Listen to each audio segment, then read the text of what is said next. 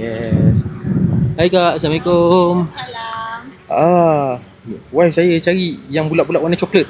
Dubai Cherry Cookie. Dubai Dia Cherry kita Cookie. punya best seller lah. Oh, Kalau okey. dia Bagi saya yang ini dua Kak. dua. So apa lagi yang best lagi Kak kat sini? Kita ada ni Keselo. Apa benda tu pizza? Dia Bukan? lebih kurang puding caramel, tapi puding caramel ni ada cheese dalam dia. Oh, okey. Lagi satu apa lagi Kak? Tiramisu. Dia pun best seller kita juga. Oi, Kita 15. pakai kulit mascarpone cheese lah. Kita ada campur dengan cream cheese tak? Kita pakai semua 100% mascarpone cheese. Mascarpone. Ha. Oh, okey. Saya tak tahu sangat. Wife saya tahu. Okey, so tiramisu RM15 je. Yang tu tadi tu kek dia apa?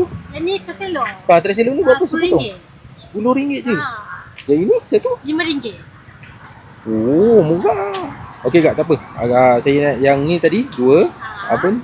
Yang cheese tu apa nama tu? Keselo. Keselo satu. Dengan bagi saya tiramisu yang satu.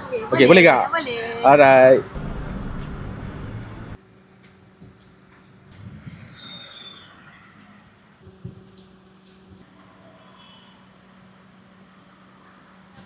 Okey, kedai Kak buka dari pukul berapa sampai pukul berapa Kak? Kita buka pukul 3 sampai 8 malam lah. Tengok. Kalau habis awal, kita tak awal.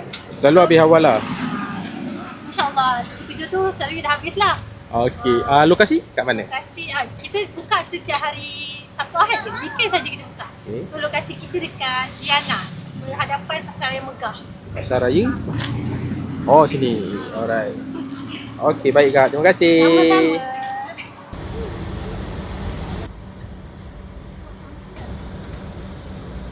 Finally dapat juga.